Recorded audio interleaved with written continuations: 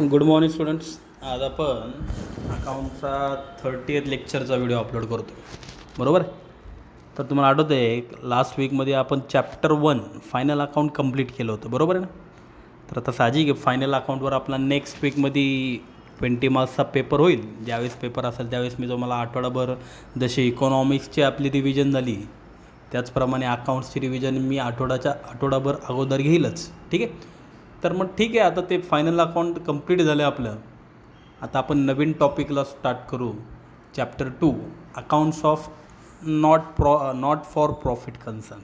तुम्हाला दिसते की स्क्रीनवर एक नवीन टॉपिकचा स्क्रीनशॉट मी काढलेला आहे. Accounts of not for profit concern बरोबर आहे. तर सगळ्यात महत्त्वाचं नीट लक्ष द्या. एक मिनटं. तर हा जो काय वर्ड आहे म्हणजे accounts of not for profit कन्सर्नपेक्षा नॉट फॉर प्रॉफिट कन्सर्न हा जो काय लॉंग फॉर्म आहे, आपण जर त्याचा शॉर्ट फॉर्म केला तर त्याचा शॉर्ट फॉर्म होईल NPC, म्हणजे थोडक्यात नॉन प्रॉफिट कन्सर्न. म्हणजे ह्या टॉपिकला शॉर्ट फॉर्म NPC म्हणलं तरी चालेल बरोबर ना. जसं चॅप्टर 1 आपलं फायनल अकाउंट होतं ना, तसं चॅप्टर 2चं नाव घेताना NPC फक्त एवढा शॉर्ट फॉर्म वापरला तरी चालेल. फुल form accounts of not for profit concern म्हणण्यापेक्षा आपण शॉर्ट फॉर्मच यूज करू, NPC म्हणू. ठीक आहे. तर सगळ्यात महत्त्वाचं आता साहजिक आहे NPC म्हणजे नक्की काय, द मिनिंग काय, इंट्रोडक्शन काय, हे आज आपण बघणार आहे. ॲक्च्युअल टॉपिकला सुरुवात व्हायला अजून भरपूर दिवस आहे, पण जो काय इंट्रोडक्शन आहे तो पहिल्यांदा कन्सेप्ट्स क्लिअर करू आपण. ओके. तर सगळ्यात महत्त्वाचं तुम्हाला या स्क्रीनवर दिसतं आहे इंट्रोडक्शन. वर टॉपिकचं नाव टाकलेलं आहे chapter 2 non for profit concern, ब्रॅकेटमध्ये दिलेलं आहे NPC. तर आज आपण स्टार्टिंगला इंट्रोडक्शन बघू किंवा नक्की NPC म्हणजे काय बरोबर आहे. NPC म्हणजे नक्की काय, त्याचा अर्थ काय, ते आपण पहिल्यांदा बघून घेऊ. काय दिले बघा. There are 2 types of organisations. Organisation मला सांगा, आपण जे आजूबाजूला जेवढे बिझनेस बघतो, आजूबाजूला जाऊन दे तुम्ही, रस्त्याने जाताना तुम्हाला दिसतात वेगवेगळ्या प्रकारचे बिझनेस असतात, वेगवेगळ्या प्रकारची दुकानं दिसतात. की बाबा आमच्या इथं सर मेडिकल आहे, कपड्यांचं दुकान आहे, पिठाची गिरण आहे, बँक आहे बरोबर ना. भरपूर सारे बिझनेस असतात. मग दिले त्यात पण 2 प्रकार असतात. There are 2 types of organisation. First one trading organisation बरोबर आहे. त्यालाच दुसरं नाव काय, प्रॉफिट मेकिंग ऑर्गनायझेशन. पहिला प्रकार कुठला आहे, ट्रेडिंग ऑर्गनायझेशन, त्यालाच प्रॉफिट मेकिंग ऑर्गनायझेशन्स म्हणतात.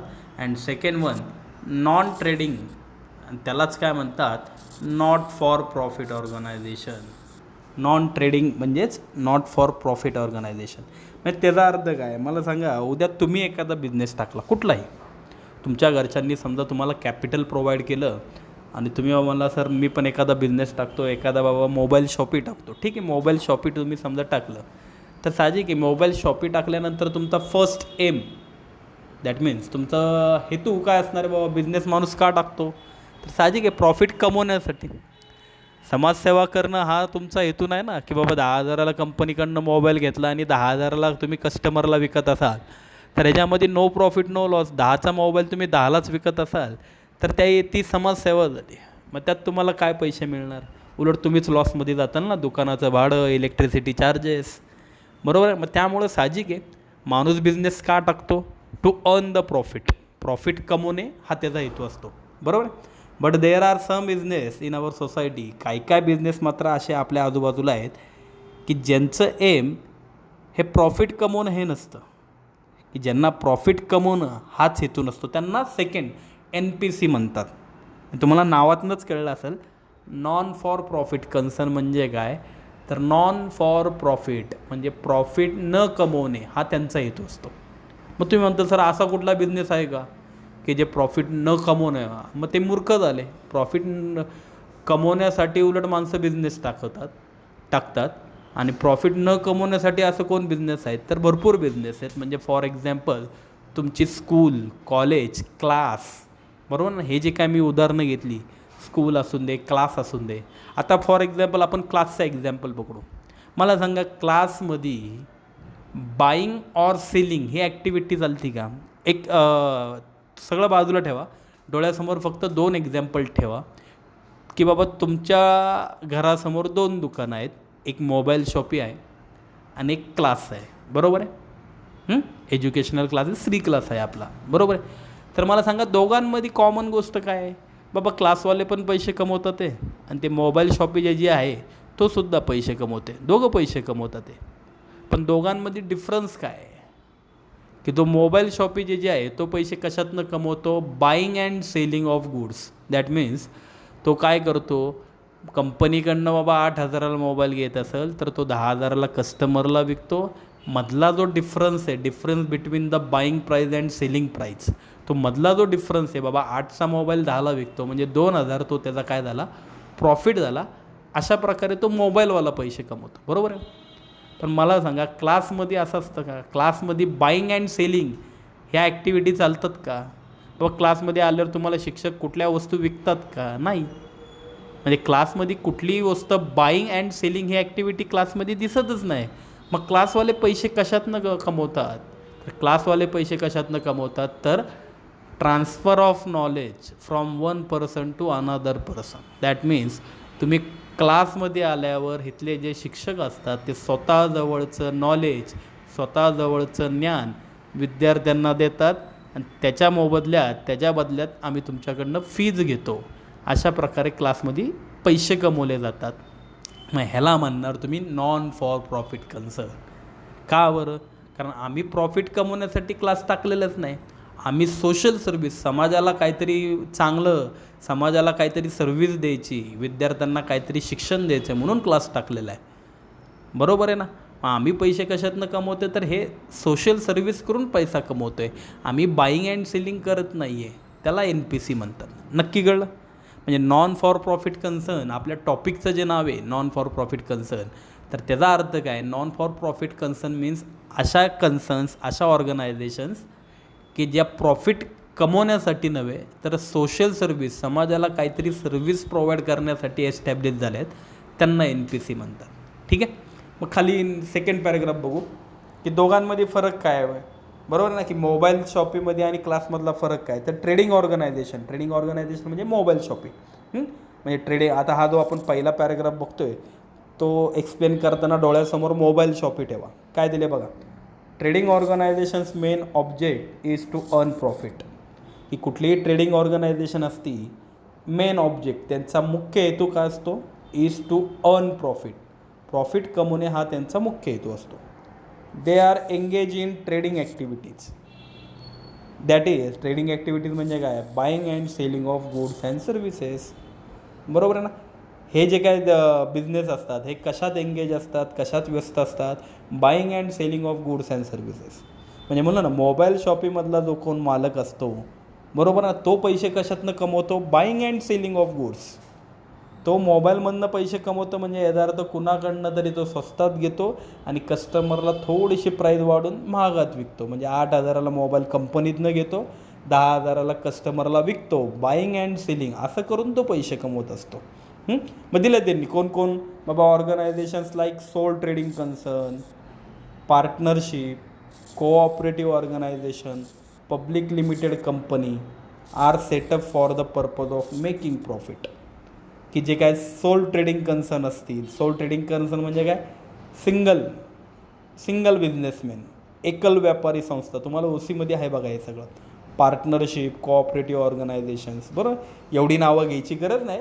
तुम्ही तात्पुरतं फक्त मोबाईल शॉपी डोळ्यासमोर तेवढंच ठेवा, मोबाईल शॉपी. ट्रेडिंग ऑर्गनायझेशन म्हणजे कोण? मोबाईल शॉपी, बरोबर ना. हे मोबाईल शॉपी माणूस का टाकतो? Are setup for the purpose of making profit. मी जरा हायलाईट केलं बघा की माणूस कुठलाही मोबाईल शॉपीवाला मालक असेल त्यांनी मोबाईल शॉपी टाकण्यामागचं एकच कारण असतं, for the purpose of making profit. Profit कमवायचा म्हणून त्यांनी मोबाईल शॉपी टाकलेली असते, बरोबर आहे ना. समाजसेवा देण्यासाठी त्याला हाऊस नसती. कुणाला हाऊस नाही लॉसमध्ये जाऊन समाजासाठी काहीतरी चांगलं करायचं, बरोबर आहे ना. अशी कुणाला जाऊच नसती. माणूस बिझनेस का टाकतो? Purpose of making profit. Profit कमवणे म्हणून माणूस बिझनेस टाकतो. ओके. मग आता आपण फायनल अकाउंट बघितलं आत्ताच. ह्याच्या अगोदर आपण चॅप्टर 1 बघितलं, फायनल अकाउंट. मग दिलं त्यांनी final account which consist of trading, profit and loss account and balance sheet are prepare. की जर तुम्ही ह्यांचा बिझनेस बघितला किंवा ह्यांचं फायनल अकाउंट बघितलं, म्हणजे मोबाईल शॉपीवाल्याकडे जर गेला किंवा एखाद्या पब्लिक कंपनीमध्ये गेला, म्हणजे फॉर एक्झाम्पल बाबा एखादी मोठी कंपनी घेऊन, मोठी कंपनी म्हणजे कुठली घ्यायची बाबा, आपण रिलायन्स घेतली. रिलायन्स पण पैसे कशातनं कमवतात? असेच बाईंग अँड सेलिंगच करतात ना. जिओचं कार्ड असून दे, कुठलंही त्यांचं प्रोडक्ट असून दे, ते कस्टमरला विकतात आणि त्यातनं पैसे कमवतात, बरोबर आहे. मग ह्यांच्या कंपनीत समजा रिलायन्समध्ये तुम्ही गेला आणि त्यांना विचारलं बाबा तुम्ही फायनल अकाउंट कशा प्रकारे करता, तर दिले तेच हे वाक्य, final account which consist of trading, profit and loss account and balance sheet. बरोबर ना.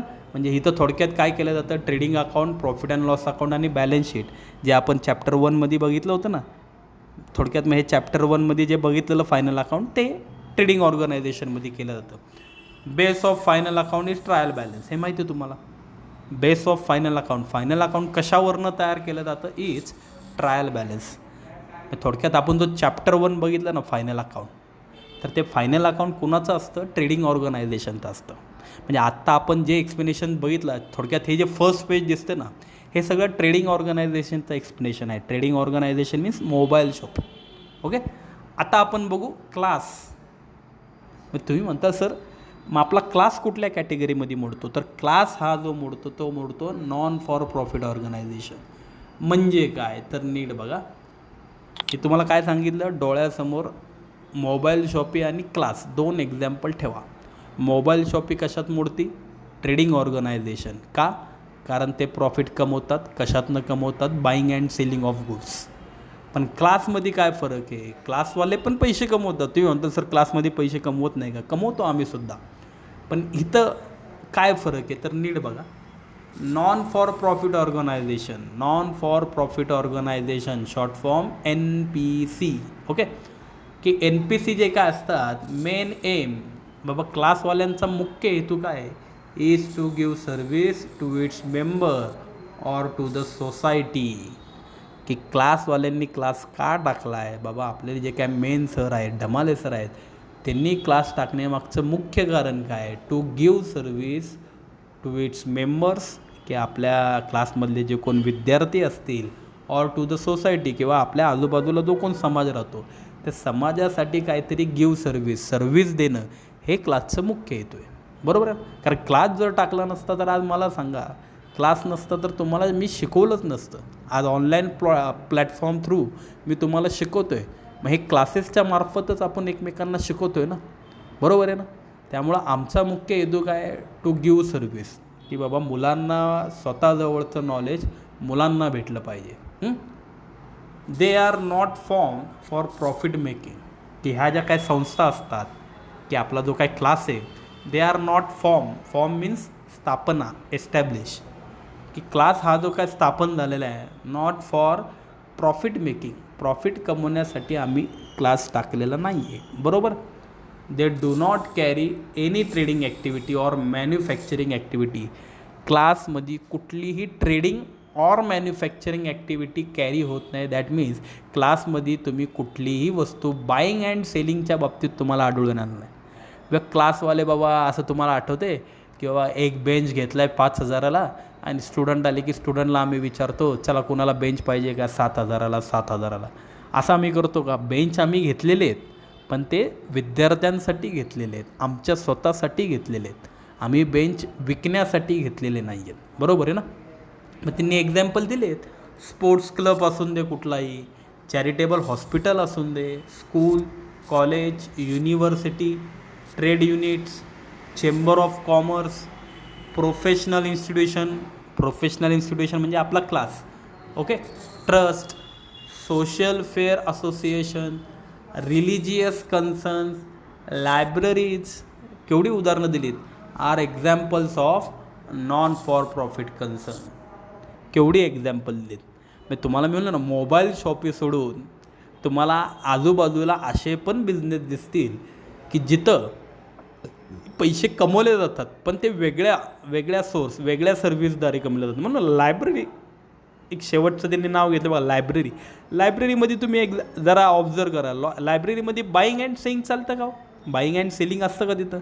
लायब्ररीवाले पैसे कमवतात ना, पण कसे कमवतात, त्यांच्याजवळचे बुक्स असतात, जेवढी जी काय पुस्तकं असतील ते तुम्हाला वाचायला देतात, पण ते रिटर्न बेसिसवर असतात. रिटर्न बेसिस म्हणजे काय, तुम्ही लायब्ररीची एक मंथली फीज असते नॉमिनली, 100-200 रुपये महिन्याला भाडं भरायचं.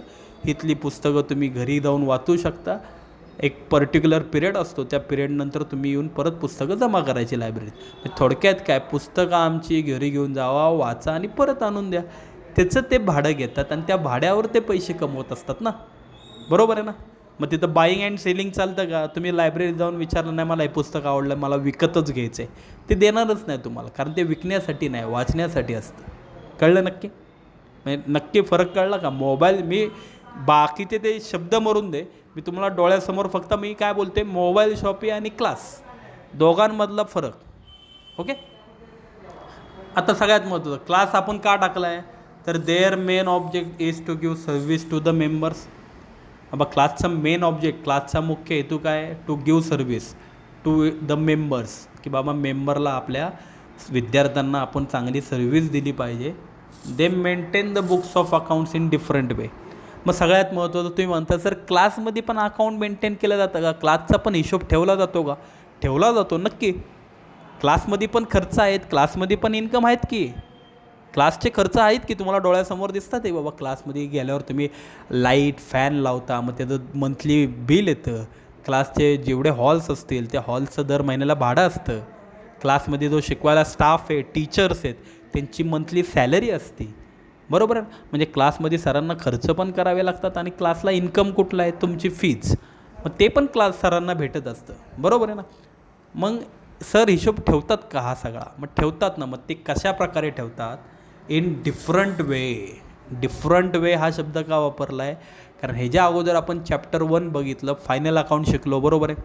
फायनल अकाउंटमध्ये काय काय आखलं जातं, ट्रेडिंग अकाउंट आखलं जातं, प्रॉफिट अँड लॉस अकाउंट आखलं जातं आणि बॅलन्स शीट आखली जाते. म्हणजे टोटल 3 पेजवर प्रॉब्लेम होता, बरोबर आहे.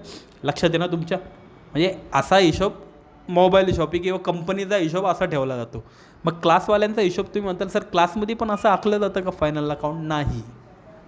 एन पी सीमध्ये जे आपण शिकणार आहोत, नीट लक्षात आहे मी काय बोलतो आहे. आज आपण एन पी सीमध्ये जे शिकणार आहोत ना, किंवा एन पी सीवाल्यांचं जे फायनल अकाउंट असतं ना, ते वेगळं असतं. फायनल अकाउंटनंतरच हा टॉपिक का घेतला आहे, कारण हा कळायला थोडासा सोपा जाईल. दोघांमध्ये फरक आहे पण कळायला सोपा जाईल. काय दिले बघा खाली, as their motive is not to earn profit, की त्यांचा हेतू not to earn profit, profit कमवणे हा त्यांचा हेतू नसतोच ना. त्यामुळं non for profit concern do not prepare profit and loss account. सगळ्यात मेन गोष्ट, फायनल अकाउंटमध्ये ट्रेडिंग अकाउंट असतं आणि दुसरं कुठलं असतं, प्रॉफिट अँड लॉस अकाउंट असतं. तर इथं काय शब्द वापरला आहे की प्रॉफिट कमवणं हा क्लासवाल्यांचा हेतूच नाही. त्यामुळं they do not prepare profit and loss account. आम्ही प्रॉफिट अँड लॉस अकाउंट आखतच नाही. म्हणजे तुम्ही जर मला विचारलं सर क्लासचा हिशोब तुम्ही ठेवता का, मी नाही ठेवत. पण मला जर ठेवायला लावला, उद्या जर मला सांगितलं की क्लासचा हिशोब तू बघ, तर सगळ्यात महत्त्वाचं प्रॉफिट अँड लॉस अकाउंट मी आखणारच नाही. का नाही आखणार, कारण प्रॉफिट कमवणं हा आमचा हेतूच नाही. मग ते का आखायचं? मग त्याच्याऐवजी दुसरं अकाउंट आखलं जातं. Instead they prepare income and expenditure account. मग क्लासमध्ये एक वेगळं अकाउंट आखलं जातं, त्याचं नाव आहे इन्कम अँड एक्सपेंडिचर. नावातनंच कळलं असेल ना इन्कम अँड एक्सपेंडिचर म्हणजे काय.